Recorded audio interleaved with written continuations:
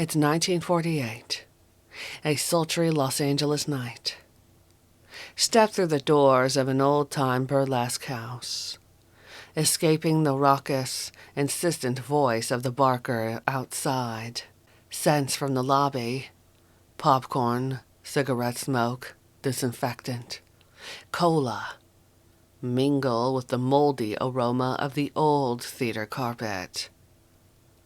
Pass through the musty curtains into the theater itself, and smell the stale muscatel bottles fallen from hands of slumbering drunks in the back row, always clattering to the floor and rolling forward when the girl on stage is performing her most captivating moves.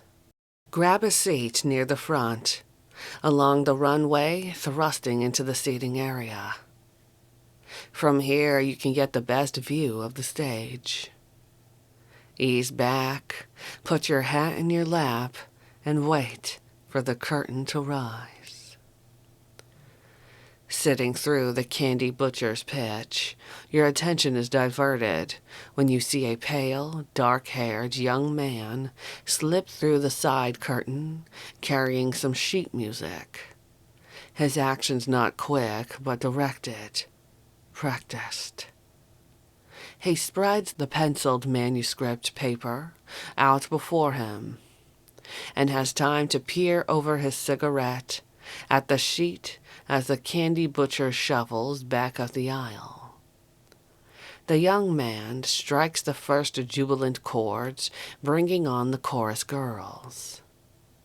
His expression changes to a faint, prideful smile as the next girl peeks through the curtain, ready to go into her act. The lights dim, and a single blue spot is thrown on the stage. A fleshy young blonde begins her slow strip as the organist segues into Hymn à l'amour. Her movements are at once girlishly innocent and irresistibly sensual.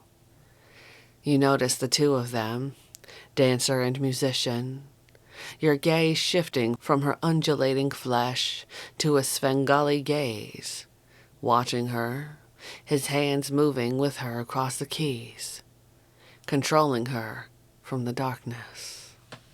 Every couple of weeks, the theme changed at the Mayan Burlesque Theater. This performance centered on Paris, so the organist played a bootlegged, handwritten arrangement of Hymn à l'amour, just composed by Edith Piaf's accompanist, not yet released in this country. The dancer, Marilyn Monroe.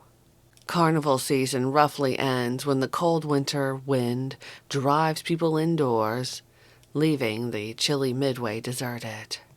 Those who can take on other jobs until the troupe is reunited in the spring for another tour. Tony LaVey had earned a reputation as a flamboyant personality and reliable musician with burlesque theater owners, and so had little trouble finding jobs on the stripper circuit in Los Angeles. He did stints at the Mayan and the Burbank, two of the more popular theaters, as well as Zuka's, a legendary Culver City night spot. Marilyn Monroe, alternately Marilyn Marlowe, Noreen Mortensen, and Mona Monroe, had recently been canceled by Columbia and had accepted the theater manager's offer until something better came along. She needed the money to keep her room at the Hollywood Studio Club, an apartment complex full of other starlets and hopefuls, within earshot of central casting. Anton was 18 years old, claiming to be 25. Marilyn said she was 22, but I didn't believe her. It seemed like every girl I'd meet or work with was 22 years old. The 16-year-olds chose 22 because they thought nobody'd believe them if they said 21. And the 28-year-olds figured they were still young enough to get away with it. Having already posed for dozens of girly magazines and doing a couple of bit parts in the movies, Marilyn's first featured part as a stripper in Ladies of the Chorus was released, and Marilyn and Anton went to see it together. She seemed more interested in listening to people's comments as they left the theater than watching what she looked like up there. It was hard for her to realize that person on the screen was her. As a burlesque dancer, she was what the other girls called a chain dragger, which meant she was slow to take her clothes off, says Anton. The polite term was exotic, an orgasmic act as opposed to the more frenetic, fast-stepping routines. Most of the men liked it. Some fell asleep, but most liked the tease.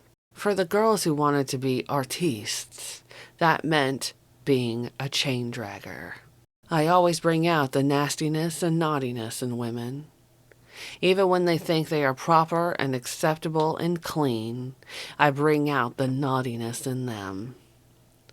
It's because I'm supposed to be so evil and wicked myself that they feel they can act nastier around me than they ever would around another man. She had some trouble with the stage manager. She planned to open her act with It's Magic, made popular by Doris Day. Nature Boy, a hauntingly beautiful song by Eden Abez, would follow. But the stage manager worried that it would put customers to sleep. He substituted Slow Boat to China for Nature Boy. The greatest thing you'll ever learn is just to love and be loved in return. It was his job to make sure the girls varied their numbers enough to keep it lively, mix it up. Marilyn felt better with the slow stuff like Deep Night.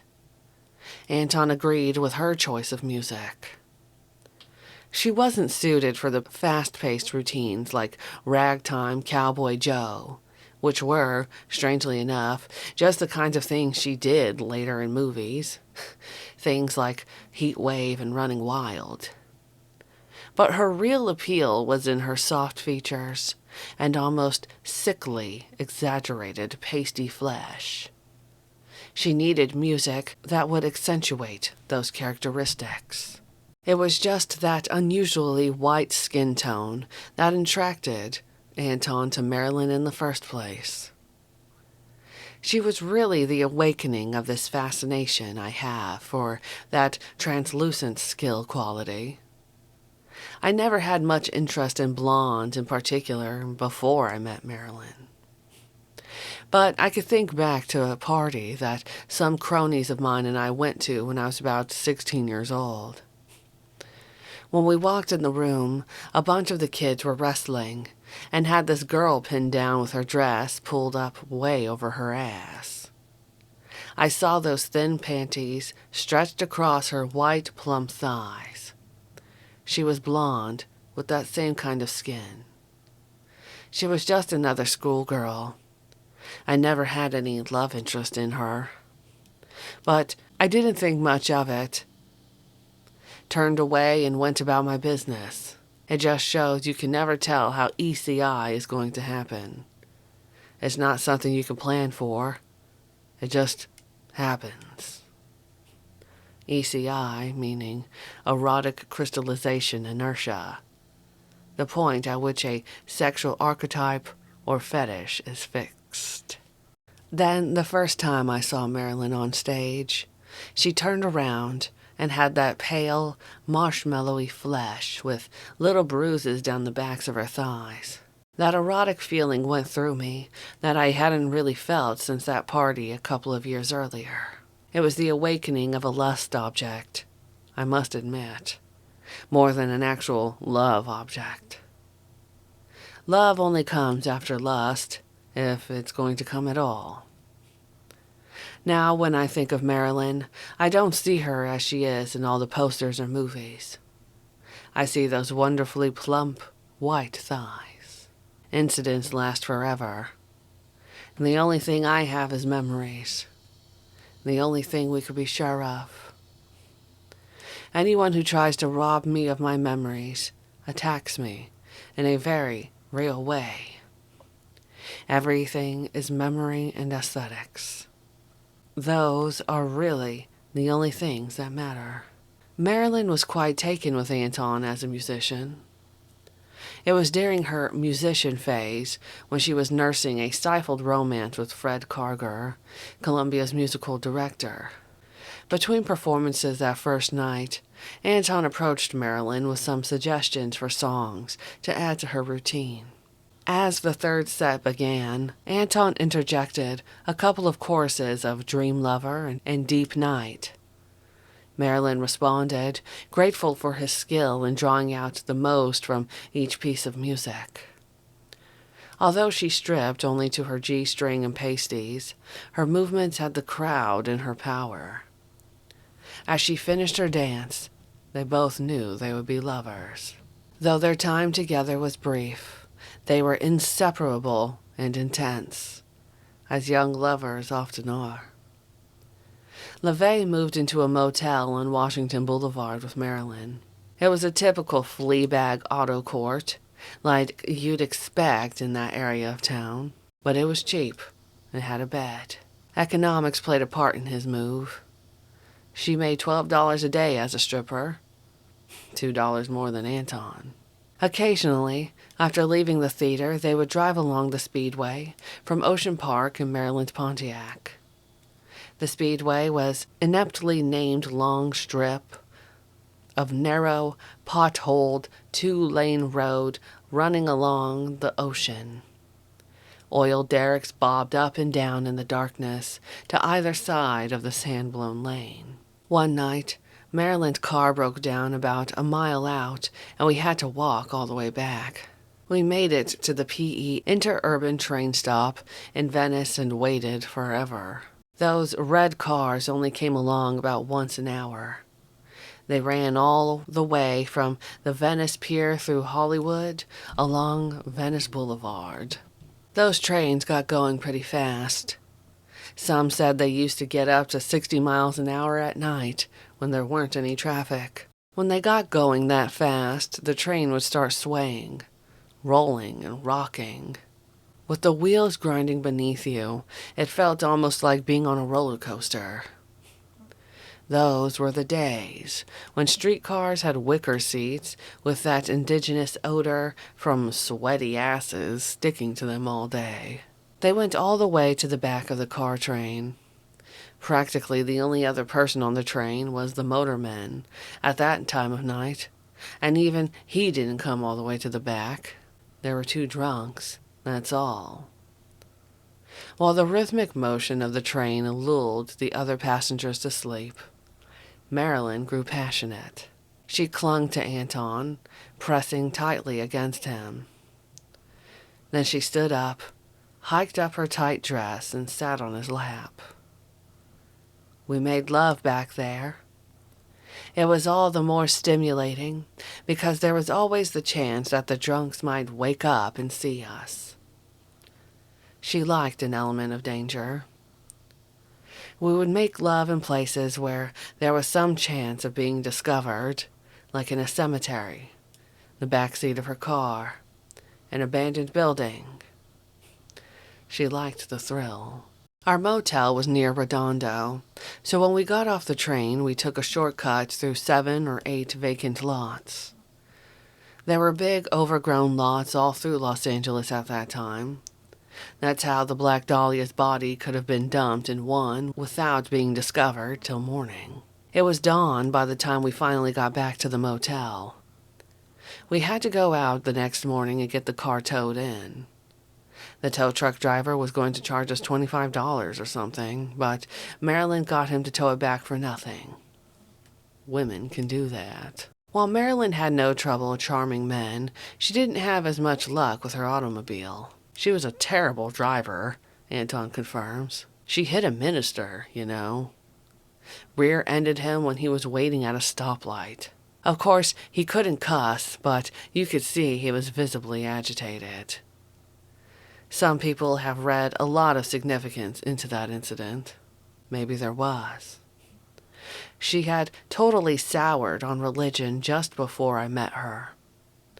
She'd been told all her life that she was no good and sinful and bad. The final straw came just about 2 weeks before she hit that minister. She went into a Christian Science reading room and really tried to read that stuff. Finally, she came out and decided you couldn't read it. It didn't make any sense. Anton supposed that was one reason why they got along so well. Their mutual disdain for religion. Marilyn was fascinated with Anton's stories of his life in the carnival and his ever-deepening study of the black arts.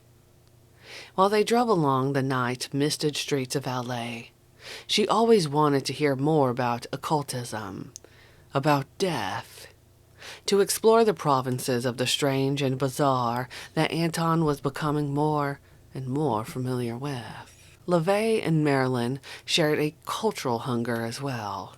Paul Valentine, aka Val Valentino, was an exceptionally fine dancer and choreographer at the Mayan. He was at that time married to legendary stripper Lily St. Cyr, whose act Anton had played for at Zuka's. Paul Valentine thought I was a weird kid. Marilyn and I used to go up to the balcony together when they were running arty filler movies like Amok and Omu, the Shark God. One time I heard Valentine say to the straight man, "I think they actually watch the movies up there." We did. We were hungry. We wanted to learn, listen to the B-sets scorch, or examine the sets. It was soon after that time that Valentine appeared, strangely enough, in the Marx Brothers' Love Happy, in which Marilyn was to taunt Groucho in her most famous walk-on.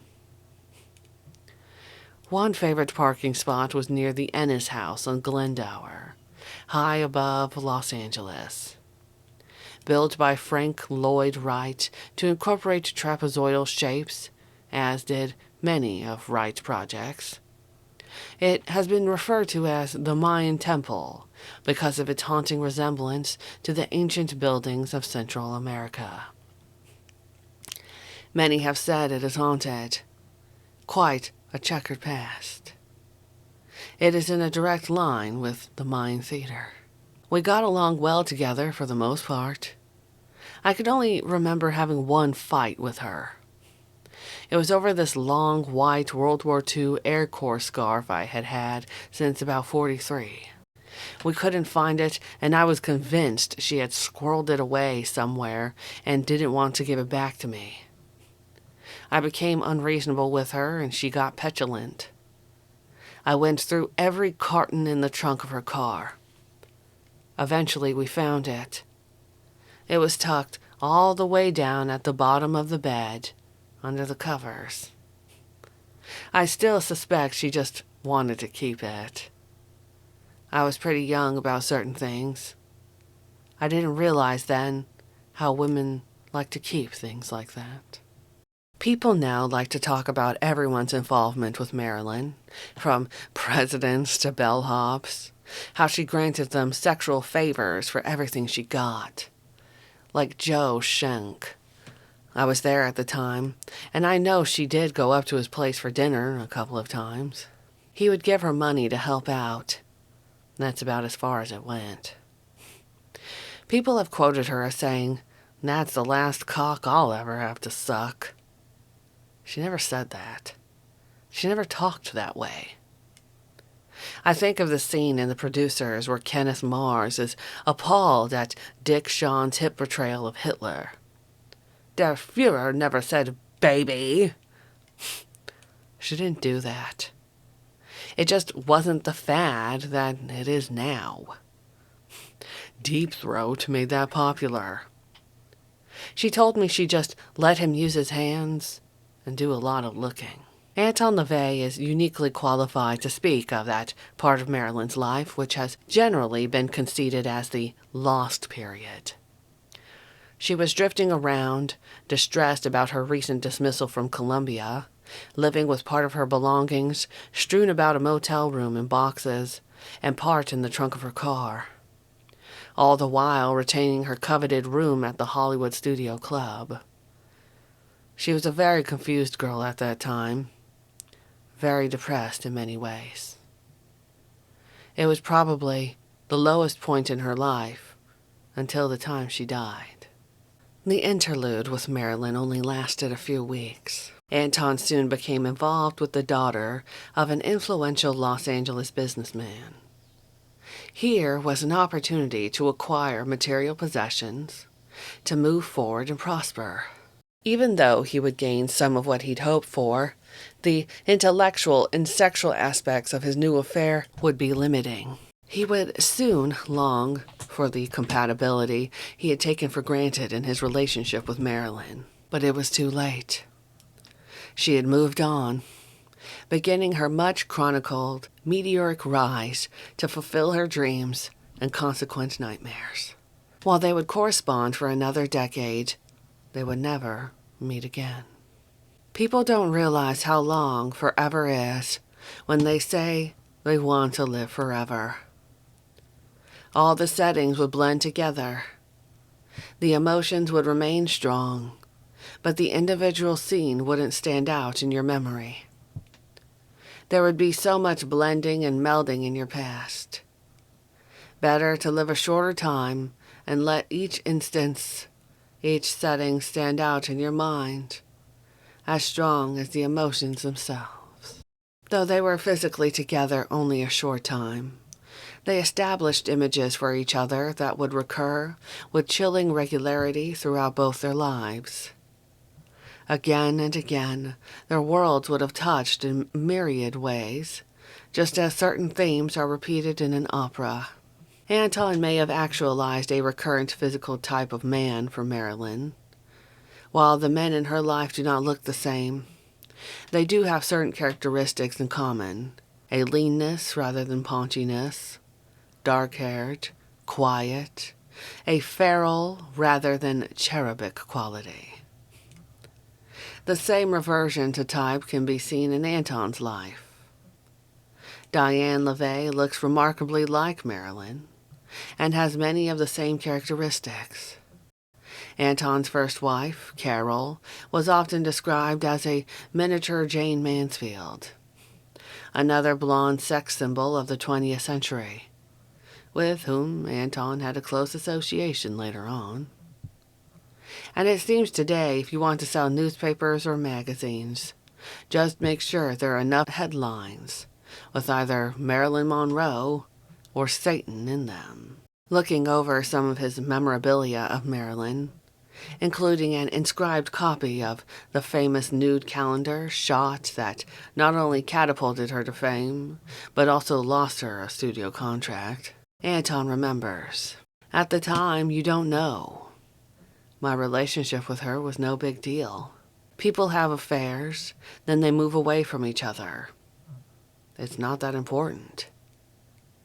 There were a lot of girls around who could have gone on to fame, who had similar prerequisites, who had gone to modeling school, had photos taken, even had a bit part in some movie.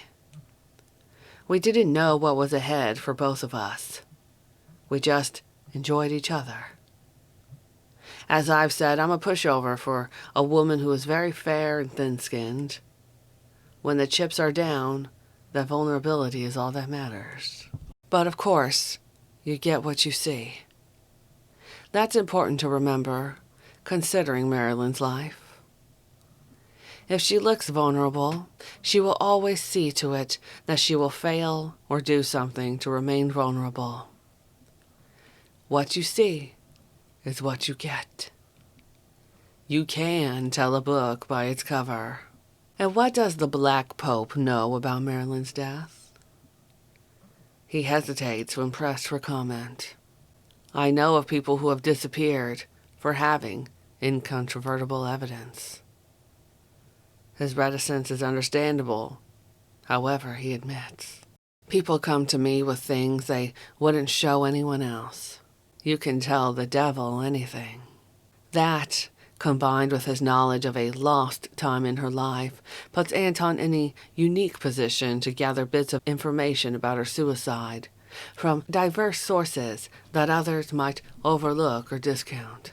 In 1973, LaVey wrote in a Cloven Hoof article that Marilyn Monroe will become the satanic Madonna of the 21st century. In a sense, this has already happened. Since her death, she has been fashioned into a goddess. Immortal and deified, people are fascinated by the child born of a mad mother and an unknown father. She came to the public eye with no background and disappeared too soon back into the unknowing blackness from whence she came. Like so many women closely involved with Anton, she remains forever young in our minds, since she never had a chance to grow old. Suspended in time, she spared the furor of the women's movement, so we never had to see her change. We hold her now almost like an icon, a talisman, reminding us constantly of a mystifying past. Marilyn Monroe is not a goddess, pure and sexless, but satanically just the opposite. A fleshly goddess, passionate, flawed, enticing, beautiful. If Anton LaVey is right, and the things he is shaping come to pass, our fascination has helped usher in a renewed femininity.